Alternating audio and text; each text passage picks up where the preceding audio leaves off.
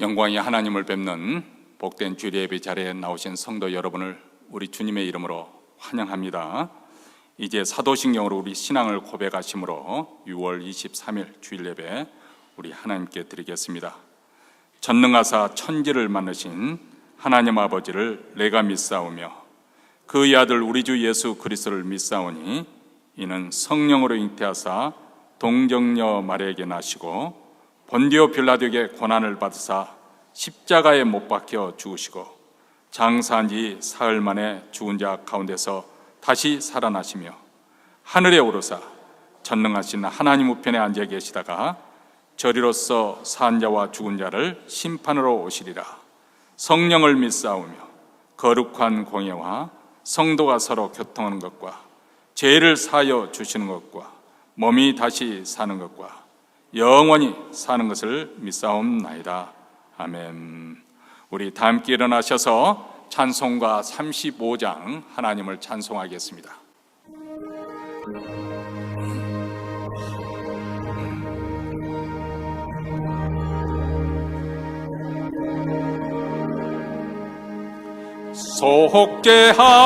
속죄하신 구세주를 내가 찬송하리라.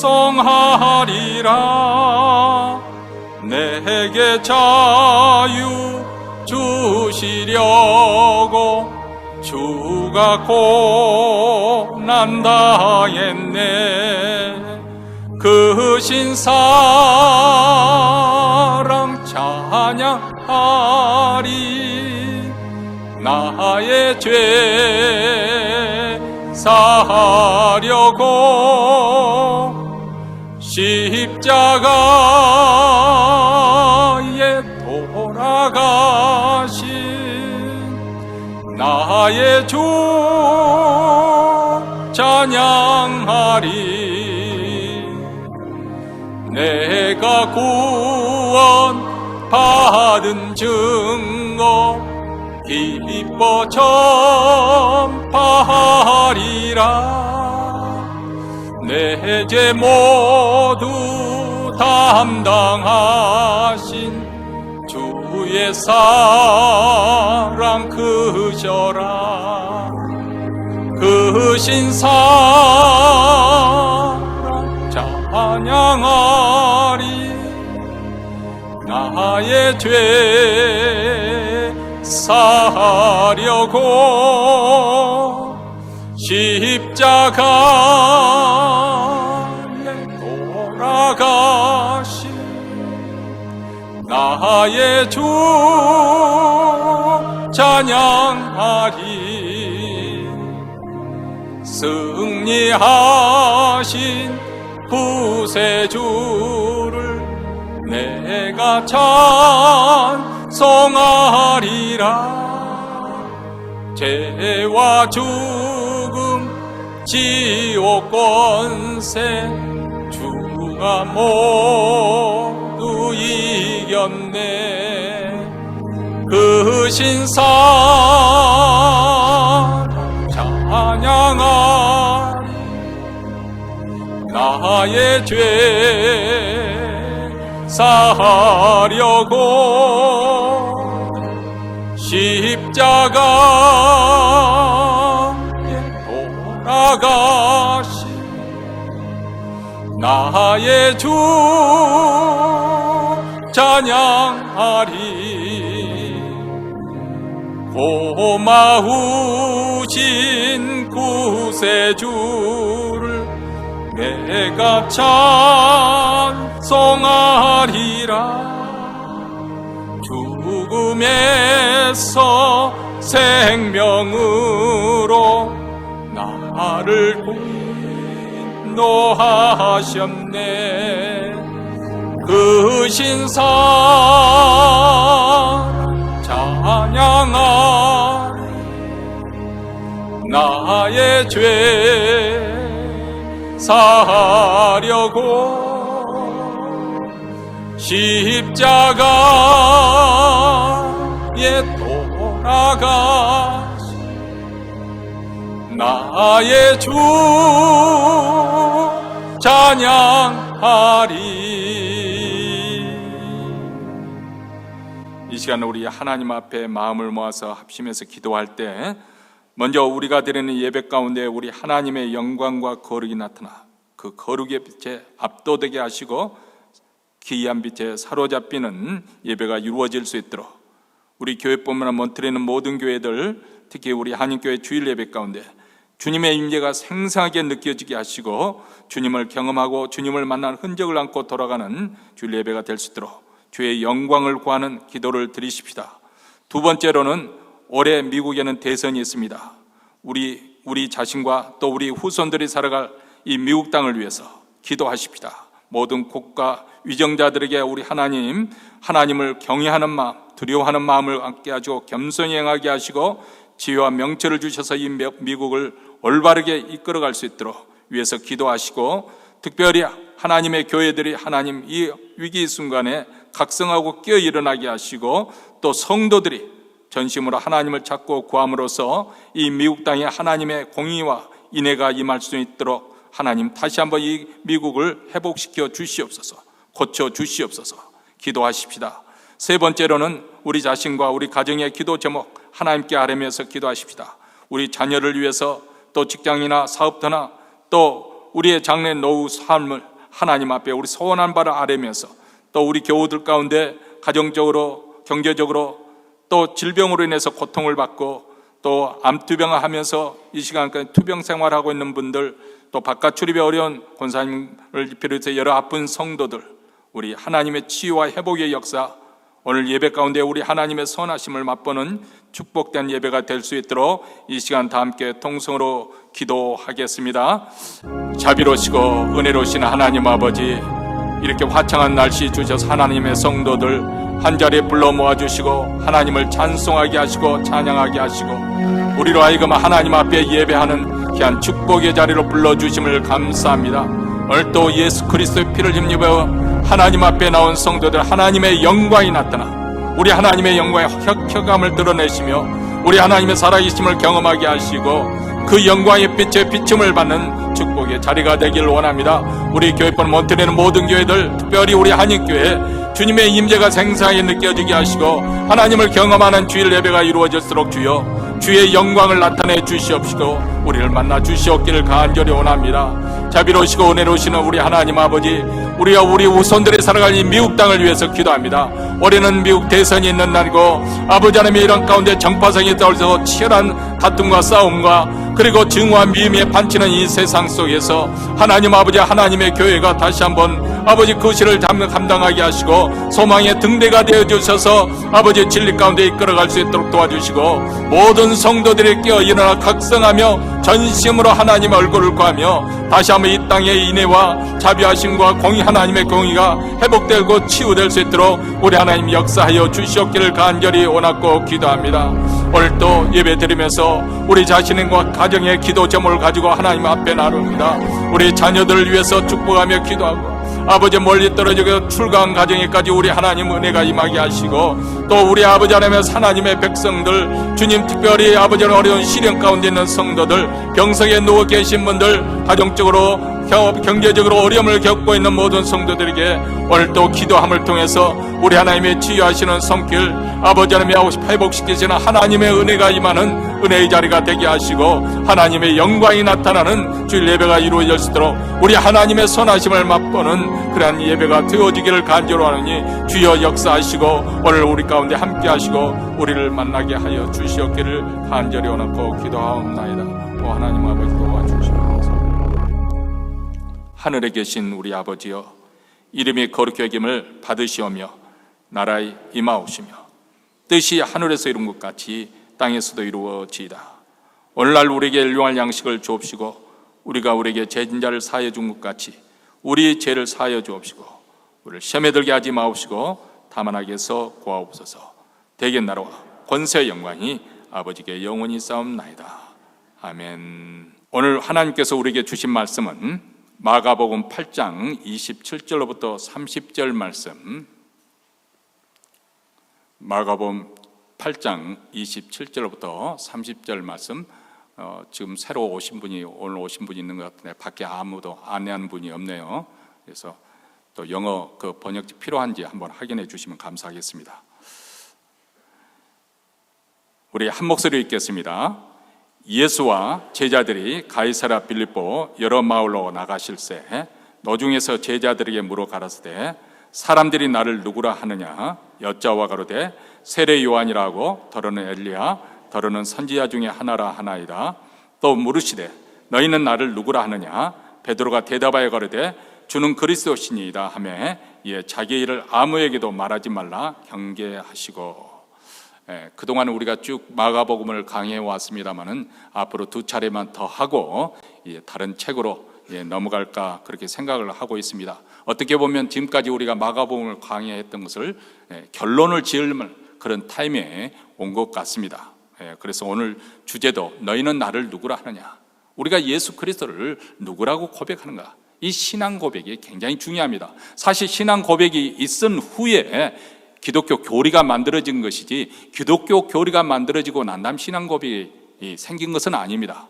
예수님을 어떻게 내가 믿고 있느냐, 내 신앙 고백이 있은 후에 그것이 토대로 해서 기독교 교리가 만들어지게 되는 것이죠. 우리 격언 중에는 침묵은 금이라는 그런 격언이 있습니다. 말로 실수를 많이 하게 되고 또 말로서 죄를 짓는 그런 경우가 많이 있기 때문에 차라리 침묵이 금이다, 그런 격언이 생긴 것이 아닌가 생각합니다. 부적절한 때, 또 부적절한 상대방에게, 또 부적절한 그 필요 없는 말, 그런 것을 늘어놓아 가지고 문제를 더 악화시키는 경우가 얼마나 많은지 모릅니다. 내가 조금만 더 인내했더라면, 내가 그때 하지 않았어야 될 그 말을 왜 내가 내부터 뱉어가지고 이런 낭패를 겪을까 후회하는 경우도 없지 않아 있습니다. 그래서 침묵해야 될 때 침묵하는 것이 참으로 우리 인생을 살아가는 데 있어 필요한 지혜가 아닌가 싶습니다. 근데 때로는 침묵이 제약이 될 때도 있습니다. 진실을 묻는데 진실을 답해 줘야 되는데 진실의 그 앞에서 침묵으로 책임을 회피해 버리거나 아니면 적극적으로 악의 동조를 거부하지 못하고 침묵으로서 묵인을 해줘 버리는 그런 경우에, 이럴 때는 침묵이 죄가 되는 것이죠.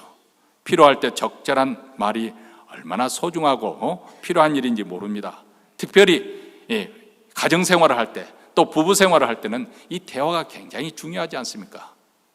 제가 아는 어떤 분은 남편하고 결혼할 때 왜 그 많은 후보자 중에서 왜 남편을 선택했는가, 그 질문에 이렇게 답변해서 제가 그분을 처음 만났을 때 사람이 감옥하고 진중하고 그래서 얼마나 좋은지 듬직해서 그래서 그 남편하고 결혼했는데 그 듬직하고 감옥한 그 남편이 입을 열지 않아 가지고 다 속이 터져 죽겠다는 거예요.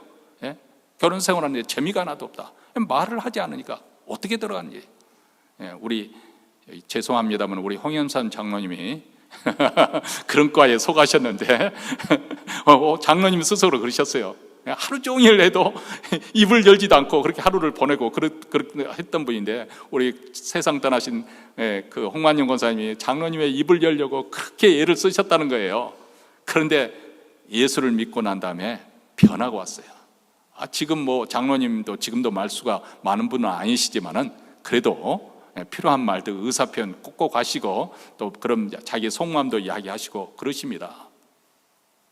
여러분, 부부싸움을 하더라도 물론 하루 이틀 화를 가라앉히기 위해서 침묵하는 필요할 때가 있어요. 그러나 일주일이 돼도 입을 꼭 다물고 말을 하지 않거나 한 달이 돼도 많아요. 그러면 상대방을 고문시키는 거나 마찬가지로 아주 잔인한 일이 되어버립니다. 그래서 우리 주님께서 우리를 용서해 주신 것처럼 우리 주님의 용서를 우리가 받은 그 은혜, 그것 가운데 우리가 사는데 우리 주님이 나를 용서해 주신 것처럼 내가 상대방을 용서하고 용납하고 이해하고 그런 상대방 그런 가운데서 오고 가는 대화는 마치 다이아몬드 같습니다. 그래서 성경에서 우리에게 이렇게 권면하지 않습니까? 골로새서 4장 6절에 너희 말을 항상 은혜 가운데서 소금으로 고르게 함같이 하라. 소금으로 음식에 고르게 해서 하면 얼마나 입맛을 돋구는 맛있는 음식이 됩니까? 오늘 이 시간 여러분에게 한번 스스로 여러분 자신에게 한번 물어보시기 바랍니다. 내가 입을 열어서 하나님께 드릴 고백이 있다면 어떤 고백을 드릴까? 하나님도 우리 사랑의 고백을 듣기를 원하신다고 생각합니다. 사랑하는 청춘 남녀가 아무리 사랑의 그 표현을 한다고 다른 식으로 하지만은 말로써 표현을 함을 통해서 상대방이 듣고 싶어 하잖아요. 그 말을, 사랑한다는 말을 듣고 싶어 하는데 그 말을 평생도록 한 번도 해주지 않으면 얼마나 힘들겠어요. 이 세상에서 내가 편히 이 미국 땅에서 와가지고 편히 살게 된 거 감사는 그것도 필요하지만은 죄인 중에 괴수인 나 같은 죄인을 하나님께서 독생자 예수 그리스도를 통해서 그 십자가에 내어주심을 통해서 하나님의 사랑을 표현해 주시고 나를 구원해 주셨다는 그것을 생각할 때 하나님, 저도 하나님을 사랑합니다. 하나님밖에 없습니다. 하나님만 섬기겠습니다. 이런 고백이 우리 하나님께 얼마나 감미롭게 드릴까? 우리 하나님이 얼마나 감동을 받으실까? 그런 생각을 합니다. 만약 우리에게 이러한 신앙의 고백, 그 예수님에 대한 신앙의 고백이 제대로 되어지지 않는다면 아직까지 여전히 우리는 신앙생활을 제대로 할 준비가 되어 있지 않은, 아니 더 분명하게 표현하자면 우리 주님을 뒤따를 준비가 되어 있지 않은 제자라고 그렇게 생각합니다. 물론 예수님을 쫓아다니면서 오병이의 역사, 그 장면이 벌어질 때 얼마나 제자들이 감격했겠어요. 그렇지만 십자가의 죽음 앞에서 모든 그 많은 추종하던 사람이 다 흩어져 버리는 것처럼 만약에 예수 그리스도에 대한 올바른 그런 신앙 고백이 없다면 우리도 똑같지 않을까 그런 생각을 해봅니다. 우리가 신앙에서 실패하거나 방황하는 가장 큰 이유 중에 하나는 이 신앙 고백을 바로 하지 못하고 같이 그냥 다른 사람들처럼 내가 신앙생활 하니까 그냥 건너뛰어서 넘어가면서 나는 어쩌면 했다고 생각하려니 모르지만 진짜가 아닐 그런 경우에, 그렇기 때문에 우리가 많은 경우에 실족하고 신앙생활을 제대로 하지 못하거나 또 실패하는 것이 아닌가 생각합니다. 오늘 말씀을 들으면서 우리 자신의 고백을 확증하고 확인할 수 있는 그런 시간이 되어졌으면 좋겠습니다. 오늘 본문 말씀은 가이사랴 빌립보가 그 배경입니다.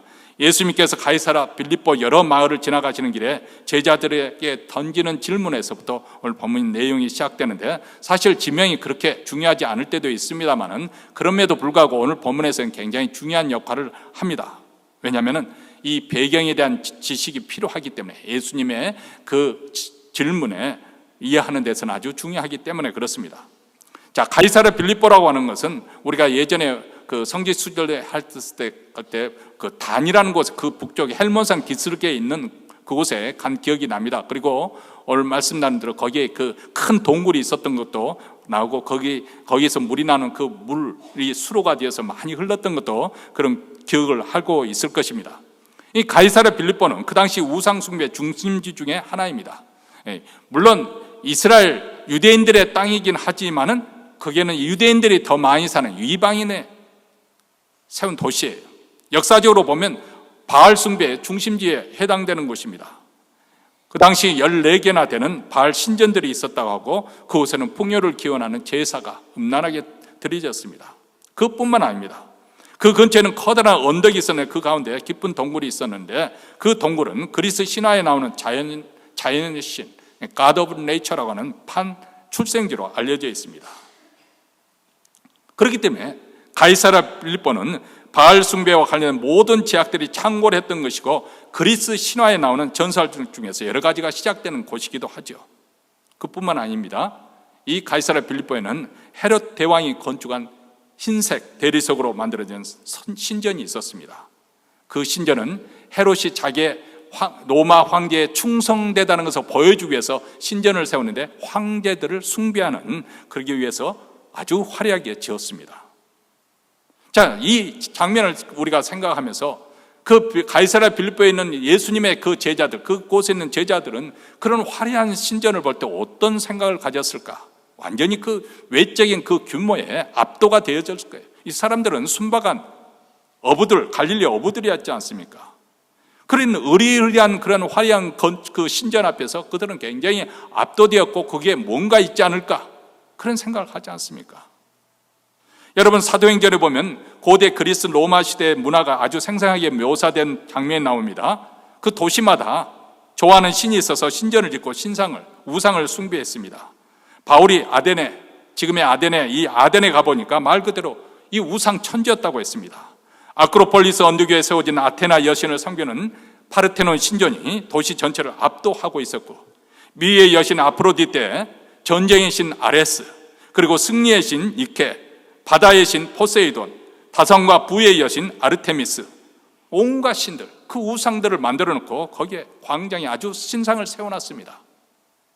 그래서 사도행전 17장 16절에 보면 바울이 아덴에서 저희를 기다리다가, 그 일행을 기다리다가 그 아덴의 온성에 우상이 가득한 것을 보고 마음에 분하여, 또 22절과 23절에 바울이 아덴에서 저희를 기다리다가 온성에 우상이 가득한 것을 보고 마음에 분하여 바울이 아레오바고 가운데 서서 말하되, 아덴 사람들은 너희를 보니 범사에 종교성이 많도다.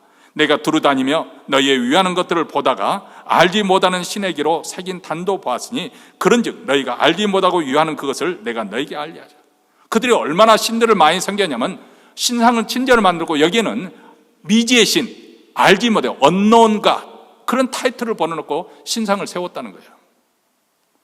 여러분, 이 시대도 고대 사회와 근본적으로 다르지 않습니다. 우리는 지금 미의 여신 아프로디테의 신상 앞에서 무릎을 꿇고 우상, 재물을 바치지는 않지만은 지금 이 시대에 많은 여성들이 예모와 몸매에 과도하게 집착한 나머지 많은 사람들이 우울증과 또 위장병에 시달리고 있습니다. 예뻐지기 위해서. 실제로 다산과 부의 여신 아르테미스에 우리가 향을 피우면서 제사를 지내지 않으려는지 모르지만은 돈과 성공을 최고의 가치로 여기고 우리 자식들로 하여금 소위 말하는 우상체멸로 인신공양하고 있는 그런 상황이 아닙니까? 직장에서 높은 자리로 올라가고 더 많은 돈과 명예를 얻고자 심지어는 자기 가정마저도, 아니면 교회마저도 팽개치는 것이 오늘날 현실이 아닙니까?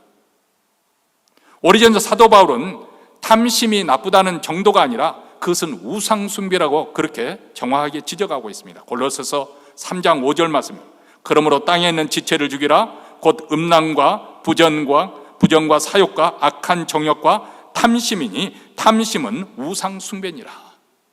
돈에 대한 욕심, 집착, 이것은 마치 하나님과 동급한 그런 동일한 선상에서 사람들을 지배하고 있다는 거예요.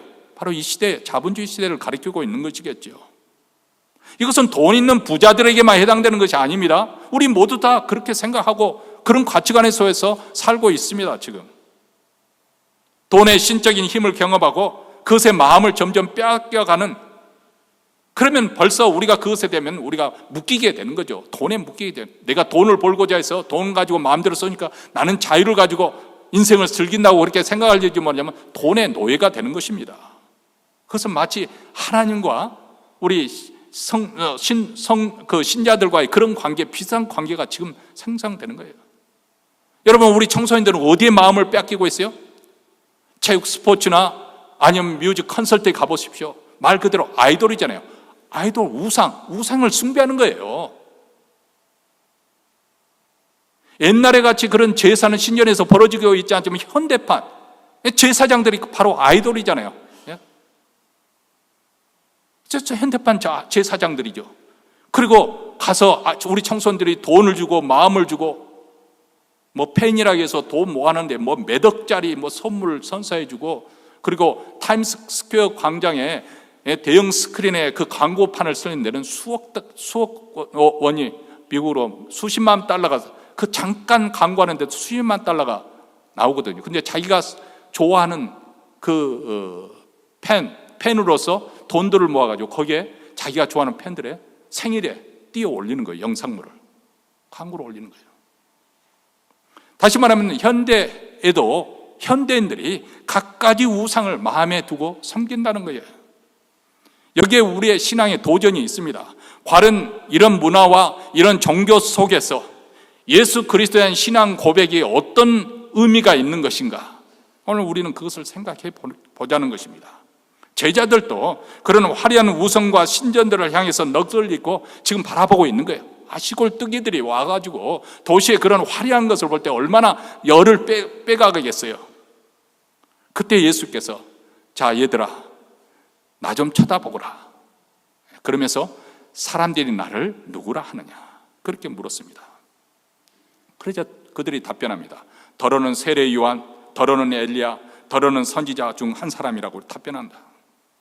자, 여기서 나열된 그 이름들은 이스라엘 백성들은 최고의 존경과 사랑을 받는 하나님의 종들이지 않습니까?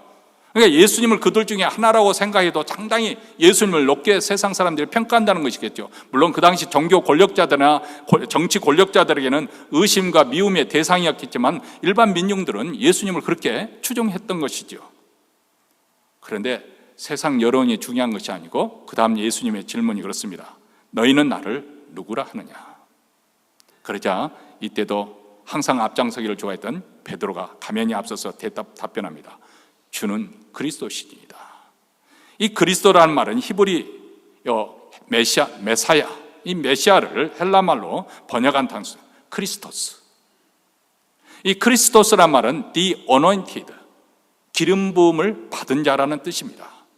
그래서 우리는 우리를 구원하는 자, 즉 구세주라는 뜻이죠. 근데 우리는 구세주 그러면 죄에서 우리를 건져주실 그런 분으로 생각을 합니다. 근데 유대인들에게 있어서 그들을 보호해주는 왕을 의미할 때 이 기름 부은 자, 이 정치적인 의미로 메시아를 생각했습니다. 자, 예를 들면 구약성에 보면 선지자 사무엘이 다윗 왕이 될 그 이새의 아들들 중에서 7번째 아들에게 머리에 기름을 붓고 이스라엘 차기 왕으로 세우지 않습니까? 그렇기 때문에 유대인들에게는 전통적으로 그리스도, 이 메시아라는 것은 백성의 모든 문제를 해결해 줄 수 있는 그런 분으로, 그런 메시아를 고대했죠. 그래서 메시아가 오면 정치적인 압박에서 뿐만 아니라 모든 빈곤의 문제, 모든 고난에서 구원해서 하나님의 복된 나라를 세워주실 걸로 그렇게 기대한 것입니다. 자, 그런데 마태복음 16장 16절에 보면 베드로는 똑같은 장면을 또 베드로는 마태복음 기자는 더 자세하게 설명을 해주고 있습니다. 예수님을 하나님의 아들이라고 고백하죠. 시몬 베드로가 대답하여 가로되 주는 그리스도시요 살아계신 하나님의 아들이시니이다. 자, 예수님이 하나님의 아들이시다. 더더구나 이 고백을 했던 베드로는 뼛속까지 유대인입니다. 그렇기 때문에 이 고백은 굉장히 신성모독죄에 해당되는 거예요. 왜냐하면 하나님의 아들이시다 이 말은 예수님도 하나님과 같은 똑같은 신성을 가지신 분이시다. 제가 몇 차례 강조를 했습니다. 하나님의 독생자라는 이 말은 단순한 그런 의미가 아니고 예수님이 하나님이시다 하는 의미를 가지고 있다고 제가 말씀드렸죠. 그것을 함축하고 있다. 왜냐하면 망아지는 말이 아닌 것이 아니에요. 말이지만은 커서 이제 말이라고 되는 거죠. 송아지도 소입니다. 이제 어리기 때문에 송아지라고 하는 거예요. 그렇죠? 사람의 갓난 아기도 사람이에요. 사람과 똑같은 속성을 가지고 있죠. 자, 그런 관점에서, 그런 맥락에서 예수님이 하나님의 아들이십니다, 예수님이 하나님의 독생자이십니다 하면은 그분도 하나님과 똑같은 속성, 신성을 가지신 하나님이십니다. 그 뜻입니다. 예수님도 하나님이시다. 자, 우리는 이미 예수님을 하나님의 아들로 믿고 있기 때문에 오늘 설교를 들어도 별로 놀라지 않습니다. 그렇지, 당연히 그렇지. 그런데 여러분, 유대인으로서 베드로가 그 고백을 했다는 것은 굉장히 충격적인 사건입니다. 왜냐하면 그것은 신성모독죄에 해당되는 것이거든요. 여러분, 우리 사회도 사실 그런 표현은 굉장히 조심스럽지 않습니까? 내가 아주 존경하는, 존경하는 정말 중교 지도자가 있다고 생각하십니다. 그 사람이 너희는 나를 어떻게 생각하느냐 이렇게 물어봤을 때, 질문을 했을 때, 선생님은 하나님이십니다. 야, 그러면은 광신자, 예를 들어서 종교 지도자이 정말 이단, 교주라고 한다면 그거 받아들이겠죠. 신천지는 이만희가 하나님으로, 보혜사 성령이라고 스스로 그렇게 자칭하고 있으니까요. 아니면 거짓말쟁이거나 아니면 정신병자이거나 그럴 경우에는 그것을 받아들일 거예요.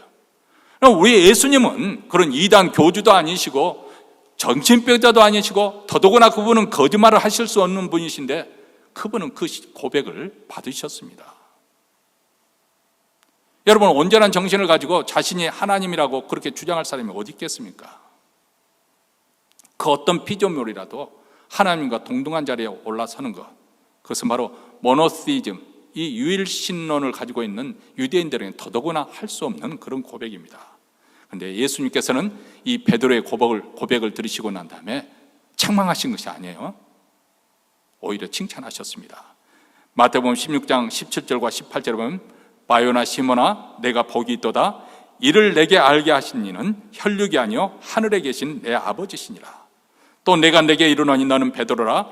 내가 이 반석 위에 내 교회를 세우리니 음부의 권세가 이기지 못하리라.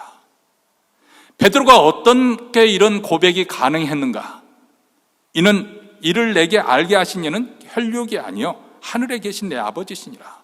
다시 말하면 베드로의 어떤 가지고 있는 지식, 아니면 경험, 아니면 교육에서 어떻게 해요? 아니면 체험에서 얻을 수 있는 그런 차원이 아니라 계시를 통해서 주신 것이라는 거예요. 이를 내게 알게 하시는 혈육이 아니요 하늘에 계신 내 아버지니라. 그래서 갈라디아서 1장 12절에 보면 사도 바울도 이렇게 말합니다. 이는 내가 사람에게서 받은 것도 아니요 배운 것도 아니요 오직 예수 그리스도의 계시로 말미암은 것이나. 예수 그리스도께서 내가 누구인지를 드러내 주심으로 내가 놀라운 이 말씀을 받았노라. 내가 너에게 전한 이 복음은 내가 어떻게 교육에서 얻은 것이 아니다. 사람이 경험해서 그것을 내게 가르쳐 준 것이 아니라는 거예요. 학습에서 얻은 것이 아니라 주님께서 친히 나타나셔서 내게 보여주신 것이다. 사실 예수님은 자신이 하나님의 아들이심을 주장하시고 이것으로 인해서 사람들에게 미움을 받으시고 유대인들에게 미움을 받으시고 또 이걸 제목으로 인해서 결국은 십자가에 못 박혀 죽으십니다. 그럼에도 불구하고 예수님은 이 주장을 포기하지 않았습니다. 심지어는 예수님의 그 생사권을 가지고 있다고 여겨지는 로마 총독인 빌라도가 예수님께 물었습니다. 내가 유대인들의 왕이냐? 사람들이 너를 유대인의 왕이라고 하는데 내가 정말 유대인의 왕이냐? 이렇게 물었습니다. 사실 이럴 때 자기 생명을 죽였다 살렸다 할 수 있는 권한을 가진 로마 총독, 사형 집행권을 가지는 그 총독 앞에서 그 사람들이 그렇게 말해, 나는 그렇게 주장한 적이 없습니다. 얼마든지 그렇게 말할 수 있음에도 불구하고 예수님께서는 내 말이 옳도다. 물론 그 유대인의 왕이란 말은 그런 정치적 군사적인 의미의 왕이란 뜻은 아니지만은 오해받을 수 있음에도 불구하고 우리 주님께서는 부정하지 않았어요. 내 말이 옳도다. 내가 바로 그니이다. 이렇게 확실하게 말씀하십니다.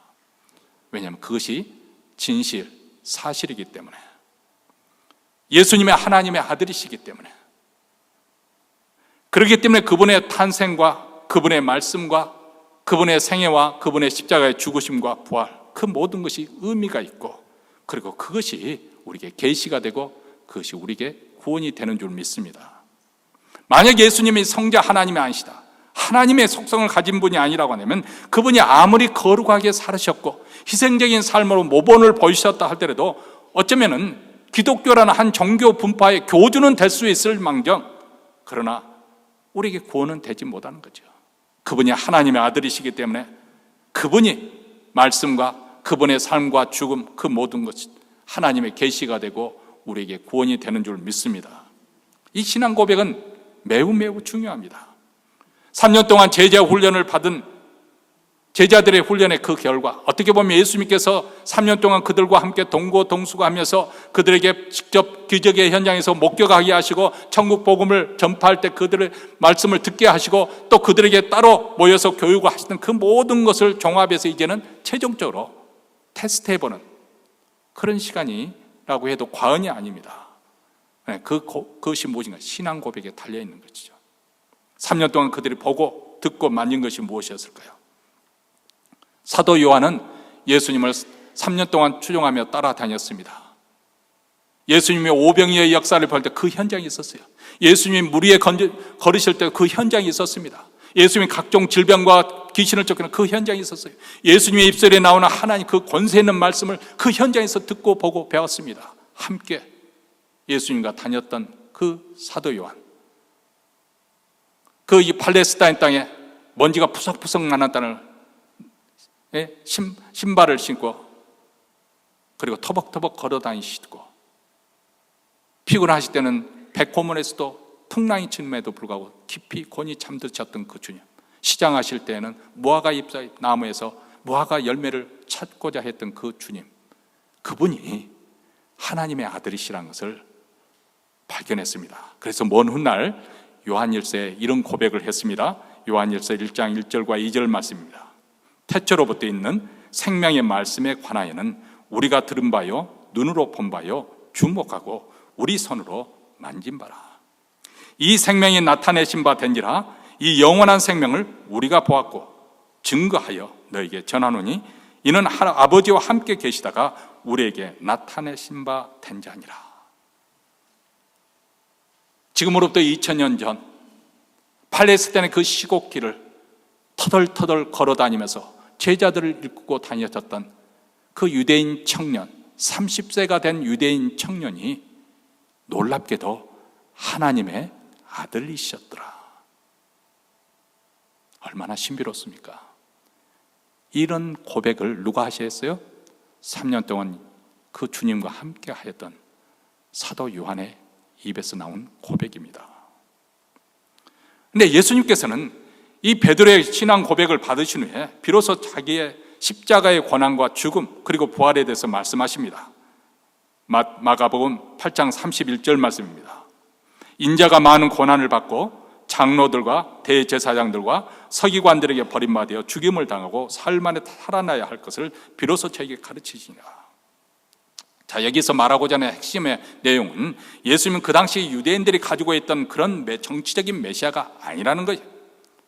예수님은 십자가의 죽음과 부활을 통해서 사단의 흑암 권세에서 우리를 건져내 주실, 어떻게 보면 영적인 그런 메시아라는 것을 말씀하고 있습니다. 다시 말해 예수님께서 걸어가셔야 할 그 메시아의 길과 사람들이 기대하고 있는 그 정치적인 군사적인 그런 메시아와는 현저한 차이가 있다는 거예요. 유대인들의 메시아는 정치적인 것이고 현세적이고 물질적인 데 있었습니다. 그래서 그들은 예수님의 기적을 볼 때, 야, 이렇게 능력이 많으신 분을 우리 왕으로 세운다면 금방 우리나라가 독립될 것 같고, 금방 가난의 문제, 빈곤의 문제도 해결될 것 같고, 당장 정치적인 불의한 모든 것도 다 바로잡힐 줄 알고 예수님을 억지로 붙잡아다 자기들의 왕으로 삼고자 했다고 그렇게 요한복음에 기록하고 있잖아요. 그런데 예수님이 가시려는 메시아의 길은 모든 사람을 죄에서 구원하시려는 십자가의 길이었습니다. 십자가와 부활의 사건을 통해서 하나님의 구원을 완성시킴으로 자신이 참 메시아이심을 밝히고자 하는 것이 예수님의 가는 메시아의 길이었습니다. 그리고 이 구원의 역사는 오직 십자가를 통해서만 이루어지는 것이죠. 그리고 그 십자가에 바로 하나님의 사랑이 나타났습니다. 우리 같은 죄인 중에 개수인 우리를 구원하시기 위해서 하나님께서 우리를 위해서 십자가에 내어놓으셨습니다. 예. 우리가 하나님을 사랑한다고 말하기도 전에, 우리가 하나님을 찾기도 전에, 우리가 하나님을 위해서 내가 깨끗하게 살아야겠다, 의롭게 살아야겠다, 결정과 결심을 하기도 전에 이미 하나님께서는 나의 구원을 위해서 하나님의 아들을 십자가에 내어놓으시고 그곳에 하나님의 사랑이 나타났습니다. 얼마나 죄인을 사랑하시는지 그것을 보여주셨습니다. 그리고 그 사랑에 설득이 되고 그 사랑에 깨달음이 있고 그 사랑에 강권함을 받게 되면 우리도 바로 예수님의 그 십자가의 길, 제자의 길로 나아가는 줄 믿습니다. 그렇기 때문에 제자도, 예수님의 길을 따라가는 이 제자도에는 바로 이 신앙 고백이 이루어진 후에 가능한 것입니다. 오늘날 많은 사람들이 하나님에 대한 오해와 또 무지로 인해서 다 각기 자기 나름대로 하나님을 알고 있다고, 하나님을 안다고 생각을 합니다. 그런데 여러분, 사실 우리가 하나님께서 우리를 대하시는 여러 가지 방법이 있지만 그 중에 신비 중에 하나는 우리에게 찾아오실 때 하나님의 겸손입니다. 이것을 마틴 루더는 하나님의 수줍음, 부끄러우심, 자기를 감추는 거예요. 자기 있는 그대로 내펼쳐 보이지 않는 거예요. 오늘날 같이 사도행 출애굽기 역사 같이 오늘날 그런 역사를 보내주면 얼마나 많은 사람이 믿겠어요. 근데 왜 하나님은 그렇게 하지 않는 것일까? 그렇기 때문에 하나님의 영광을 보지 못하고 교만한 자들은 다 넘어지는 거예요. 그래서 어린아이같이 단순한 사람들만이 예수를 믿게 되는 줄, 이것이 하나님의 구원의 방식이기도 합니다. 하나님께서 우리를 구원하실 때 겸손한 방식으로 우리를 찾아오시고, 생각을 해보세요. 하나님이 우리와 똑같은 그런 갓난아기로 탄생하셨어요. 자기 스스로 자기를 보호할 수 없는, 자기 목자서 가눌 수 없는, 자기 존재를 부모님이 보호해 주지 않으면 감당할 수 없는 그런 아주 연약한 존재로 오셨고, 그리고 이 땅에 살아가실 때 세상 사람에게 배척을 당하시고 미움을 당하시고, 그리고 폭력에 의해서 목숨을 빼앗기시는, 이게 바로 하나님이 우리에게 찾아오시는 방식이었어요. 놀랍지 않습니까? 얼마든지 하나님께서 자신의 영광과 권세를 통해서 우리를 압박하기 위해서라도 너 예수 믿어, 안 믿으면 죽어? 이런 방식으로도 할 수 있잖아요. 강제하실 수도 있음에도 불구하고 하나님은 그런 식으로 우리를 항복시키는 것이 아니라 그 말입니다. 오히려 자신의 희생적인 사랑을 십자가에 주신 자신의 독생자의 그곳에 내어놓으심으로써 우리를 설득하시고 설복하시는 것이 하나님의 방식입니다. 로마서 5장 6절과 8절에서 이 말씀을 하고 있지 않습니까? 우리가 아직 연약할 때 기약대로 그리스도께서 경건치 않은 자를 위하여 죽으셨도다. 의인을 위하여 죽는 자가 쉽지 않고 선인을 위하여 용감히 죽는 자가 혹 있거니와 우리가 아직 죄인 되었을 때 그리스도께서 우리를 위하여 죽으심으로 하나님께서 우리에게 대한 자기의 사랑을 확증하셨느니라. 자, 세상에는 정말 별별 가지의 사랑이 있기 때문에 혹시라도 저 사람은 의로운 사람이다, 그런 대의 명분을 위해서 나도 죽어야지 하고 따라 죽는 성삼 옛날 조선시대 때 사육신, 그런 사람들이 또 있다 이 말이에요. 이 시대에도 의인들이 있겠지요. 그러나 죄인들을 위해서 자기 목숨을 내놓을 사람이 어디에 있겠느냐? 우리 하나님은 그렇게 하셨다는 거예요. 우리가 아직 연약했을 때, 아직도 불경건한 속에 세상 사람들과 섞여서 세상의 욕망에 따라서 죄의 구습에 따라서 살겠는 그런 가운데 있었을 때 하나님께서 아들을 그렇게 내어놓으셨다는 거예요.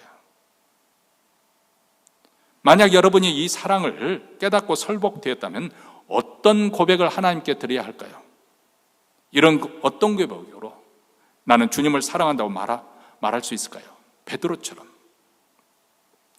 그 고백이 정말 베드로처럼 전인격적인 그런 체험적 고백일까요? 아니면 머리로만 수긍하는 고백일까요? 그리고 그 신앙 고백을 통해서 그 후로 여러분의 신앙이, 여러분의 그 인생이 어떻게 달라졌습니까?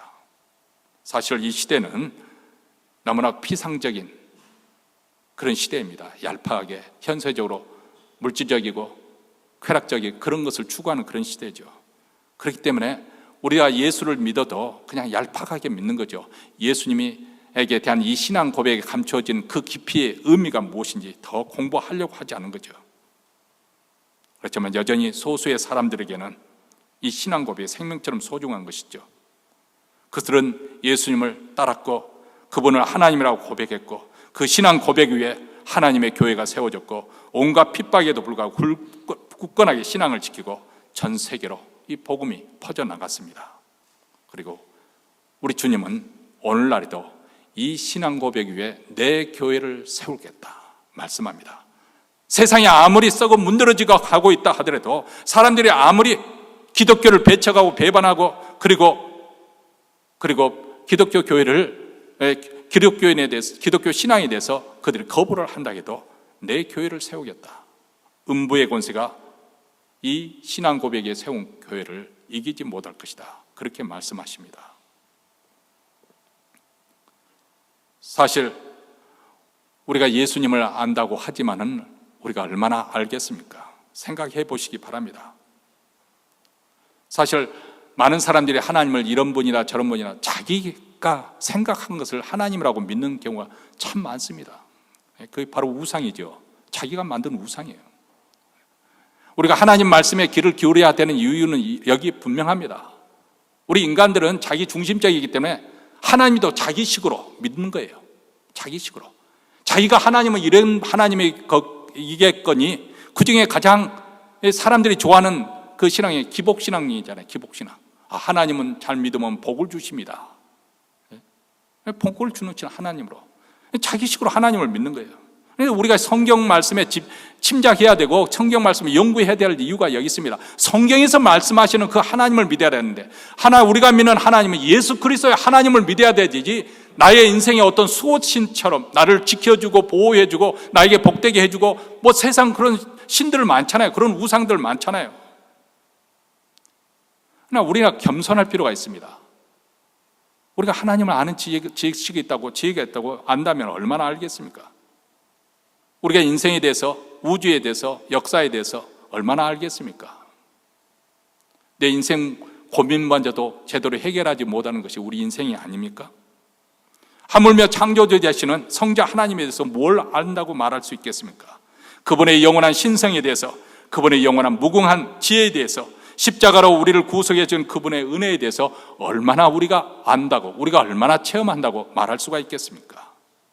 그러므로 우리도 동일한 고백을 드리지 않을 수 없습니다. 마태복음 11장 20절에 주님이 계시지 않으면 우리는 알 수 없나이다, 이렇게 고백할 수밖에 없어요. 마태복음 11장 27절에 내 아버지께서 모든 것을 내게 주셨으니 아버지 외에는 아들을 아는 자가 없고 아들과 또 아들의 소원대로 계시를 받은 자 외에는 아버지를 아는 자가 없느니라. 우리가 기도해야 되는 이유가 여기 있습니다. 영적 진리는 오직 성령의 역사에 의해서 밝혀지는 것이기 때문에. 그래서 사도 바울이 에베소 교회에 있는 성도들을 향하여서 이렇게 기도합니다. 에베소서 1장 17절에 나오는 말씀인데요, 우리 주 예수 그리스도의 하나님 영광의 아버지께서 지혜와 계시의 정신을 너희에게 주사 하나님을 알게 하시고, 지혜와 계시의 정신을 너희에게 주사 하나님을 알게 하시고, 하나님이 우리에게 주셔야 합니다. 하나님이 나타내 주시지 않으면 우리는 하나님을 알 수가 없습니다. 성자 하나님을 알 도리가 없습니다. 그런데 베드로에게 이 계시가 임했습니다. 그래서 확연히 믿고 깨달았던 것이, 이분이 메시아이구나, 이분이 바로 하나님이시구나, 이분이 구세주가 되시는구나. 혹시라도 우리 신앙 고백 속에 우리가 나름대로 신앙 고백하지만 혹시라도 목사의 설교를 듣거나 성경 말씀을 통해서 아니면 교회 다니다 보니까 어떻게 내 나름대로 그렇게 말하게 된 거, 여러분 자칫하면 그것은 거짓된 가짜 고백이 될 수가 있습니다. 남이 내게 주입시켜 준 거예요. 그러나 내 마음에서 정말 예수 그리스도를 주는 그리스도시요 살아계신 하나님의 아들이시냐, 내가 마음으로 믿고 내 입술로, 내 체험으로, 제 인격으로 그런 고백을 해야만이 환난과 그리고 핍박의 무서운 폭풍이 몰아치더라도 겨처럼 날아가지 않고 견고하게 설 수가 있는 것이죠. 여러분, 겉모습과 그 겉모습에 우리는 참 현혹되기 쉬워요. 여러분, 이단들 보세요. 이단들이 요즘 얼마나 한국에서는 성공적으로 전도를 잘하는지 모릅니다. 젊은 사람들, 수천 젊은 사람들이 꽉꽉 들었잖아요. 아니, 기존 교회는 젊은 청년들이 지금 예수를 교회에 나오지를 않고 있는데 이단들로 다 빠져 있어요. 근데 이단들은 왜 빠지는 것인가? 우리로 보면 얼토당치 않잖아요. 그런데도 그렇게 사람들이 빠져드는, 그럼 그들이 왜 그렇게 빠져드는 것인가? 이게 여러 가지 이유가 있지만 그 중에 한 가지 중에 하나가 군중심이라는 게 있어요. 저희들이 큰 집회에 오면 저 많은 사람들이 저 사람을 메시아로 믿고 있는데 저 많은 사람들이 이렇게 믿는 거 보면 뭔가 있다고 생각하는 거예요. 그리고 의심하는 내가 잘못됐다고 생각하는 거예요. 그래서 신천지가 그렇게 합니다. 어떤 사람 하나를 전도하기 위해서 주위를 완전히 그 사람에 대한 정보를 다 해서 이 사람이 뭐에 대해서 관심 가지고 있는가, 가정에 어떤 우환이나 그것을 다 알고 거기에 적절하게 팀을 짜가지고 그 사람 하는 거예요. 심지어는 자기하고 같이 믿는 동료 그 사람까지 딱 붙여주는 거예요. 그러면 내가 볼 때는 그 사람도 나와 똑같이 믿는 것처럼, 이제 믿어보려고 하는 것처럼 그렇게 느껴져서 이게 공부하다 보면 좀 의심이 생길 거 아니겠어요? 그럼 그 사람한테 말하죠. 내가 이렇게 하는데 이거 좀 아닌 것 같은데, 내가 알고 있는 거 다른 것 같은데, 성경을 그렇게 말하고 있는 것 같지 않은데. 그 사람들이 대개 보면 성경을, 그래서 이 비유를 가지고 많이 성경풀이를 합니다. 왜냐하면 비유는 해석하기, 코에 붙이던 입에 걸리면 코에 걸면 코 거리고, 팔에 걸면 팔 거리고, 하여간 그런 거 있잖아요. 그런 식으로 해석하게 속일 수가 있으니까. 그렇게 자기와 같이 공부하는 사람들도 나중에 알고 보면 이미 신천지 교인이에요. 이 사람은 자기도 처음 믿는 것처럼 함께 팀이 된 것처럼 그렇게 따라가 주는 거예요. 그래서 그 사람이 좀 의심을 해요. 나도 그랬는데 그거 문제 아니야. 조금 저 공부하게 되면 해결하게, 이런 식으로 말하면서 슬쩍 위에 보고를 합니다. 아무개가 어떤 의심을 가지고 있습니다. 완전히 그 사람만 속아 있는 거예요. 여러분, 아주 무섭습니다. 근데 여기 계시는 대부분은 그렇게 염려하지 않으셔도 돼요. 왜냐하면 그 사람들이 여러분의 연령치에 있는 사람 관심이 없습니다. 전도를 해도 등급을 매기는데, 점수를 따는데, 그래야 이제 천국에 간다고 생각해요. 14만 4천. 근데 어떤 사람이 전도를 해야 제일 점수를 많이 따냐면 10대와 20대. 그래서 젊은 사람들이 많은 거예요. 나이 드신 분은 전도하라고 하지도 않아요. 그들이 관심의 대상이 아니에요. 그래도 여러분들이 알으셔야 해요. 왜냐하면 여러분의 자녀나 손주들이 지금 미국에서도 우리 한국인 2세들 뿐만 아니라 영어권에 있는 모든 그 미국 사람들, 아시안 계통의 2세들을 대상으로 해서 보습이 굉장히 많이 이루어지고 있습니다. 아무리 겉모습이 수가 많아도, 그런 교회를 할지라도, 성도가 그런 신앙의 형식을 갖추고 있다고 할지라도 예수 그리스도에 대한 신앙 고백이 분명하지 않는다면 대단히 위험한 기초에 세워진 교회와 성도의 신앙입니다. 마치 모래 위에 세워진 집과 같습니다. 언제 붕괴될지 모르는 것이죠. 그래서 사도 바울이 우리에게 말합니다. 너희가 믿음에 있는가? 너희 자신을 시험하고 너희 자신을 확증하라. 예수 그리스도께서 너희 안에 계신 줄을 너희가 스스로 알지 못하느냐? 그렇지 않으면 너희가 버리운 자니라. 사랑하는 성도 여러분, 오늘 시대 많은 우상들이 있습니다. 눈에 보이는 그런 우상을 섬기는 것이 아니라 눈에 보이지 않지만 우리 마음속에 수만 가지의 우상들이 이 세상에는 존재하고 있습니다.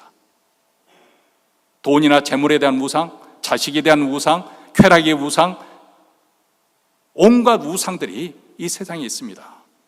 이런 우상으로 가득 찬 세상 속에서 예수님을 유일하고도 절대적인 나의 구원자, 나의 주님으로 영접하고 날마다 주님의 말씀에 순종하고 복종하고 살면서, 그래서 장차 다시 오실 예수 그리스도의 그 영광, 그래서 우리 모두 다 그런 어린 양의 천인잔치에 들어가는 그런 놀라운 그 영광을 누릴 자, 어떤 사람이 그런 것이 가능한 것인가? 바로 올바른 신앙 고백 위에 우리 신앙생활이 세워질 때 이루어지는 것이죠. 오늘 말씀을 들으면서 다시 한번 우리 신앙을 점검할 수 있는 우리 모두가 되시기를 주의 이름으로 축원합니다. 기도하겠습니다.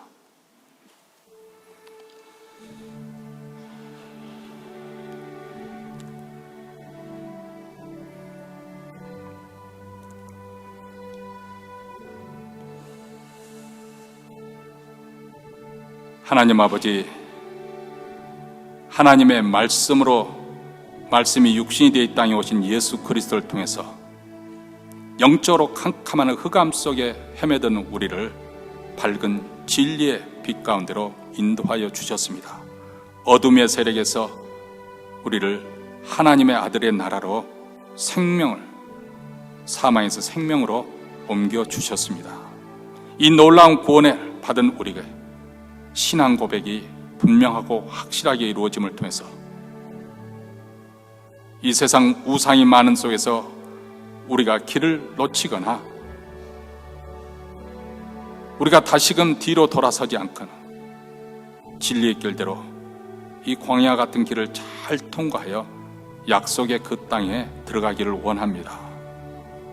오늘도 이러한 신앙 고백에 이 교회가 굳건하게 세워지게 하시고 성도들의 신앙도 주는 그리스도시요 살아계신 하나님의 아들이십니다. 이 신앙 고백 속에 그들의 영적인 부요함과 충만함과 또 거룩함이 이루어지는 놀라운 축복이 임하게 하여 주시옵소서. 예배 순서에 따라 정성껏 준비한 예물 하나님 나라에 이 신앙 고백을 가지고 드립니다.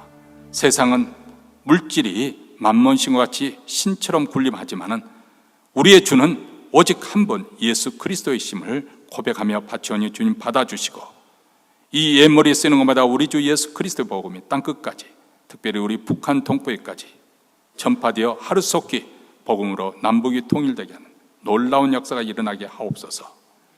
예수 그리스도의 이름으로 기도합나이다. 아멘. 우리 다 함께 일어나셔서 찬송가 446장 결단하는 마음으로 부르시겠습니다.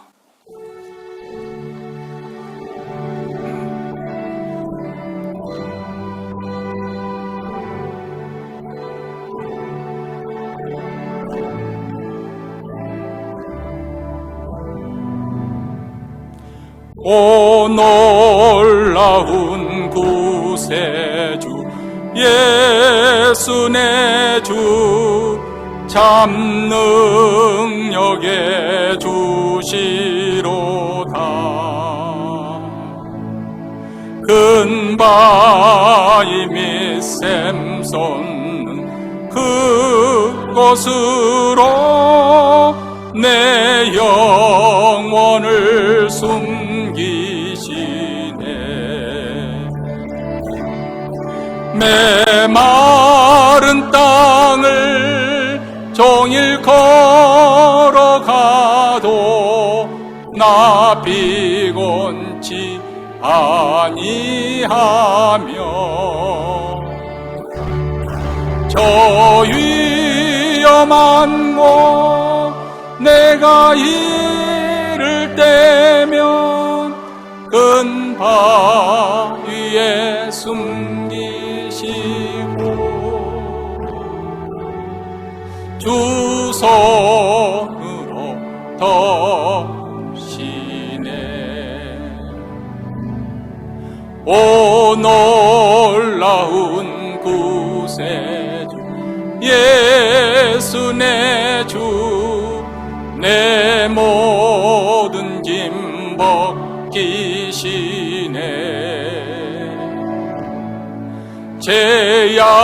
죄악에서 날 끌어 올리시며 또 나에게 힘 주시네. 메마른 땅을 종일 걸어가도 나 비곤치 아니하며 저 위험한 곳 내가 이를 때면 큰 바위에 숨기시고 주 손으로 덮시네. 증량 못할 은혜로 채우시며 늘 성령에 감아주사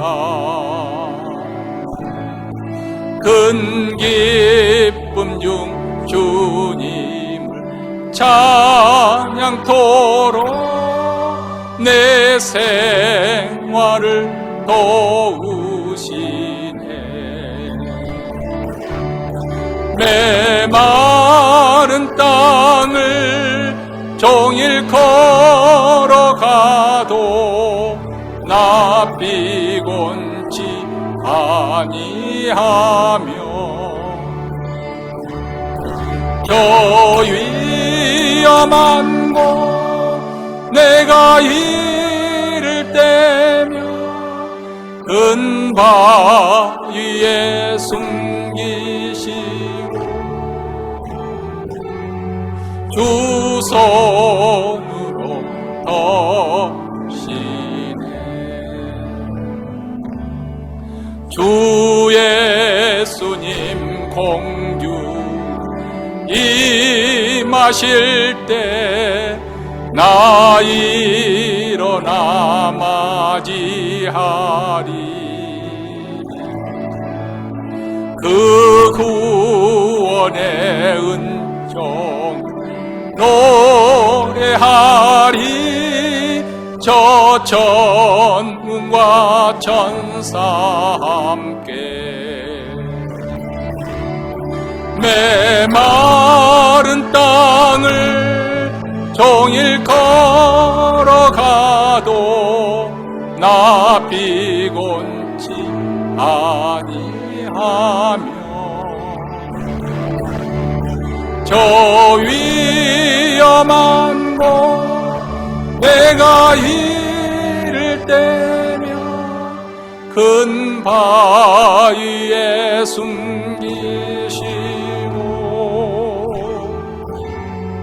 주 손으로 덮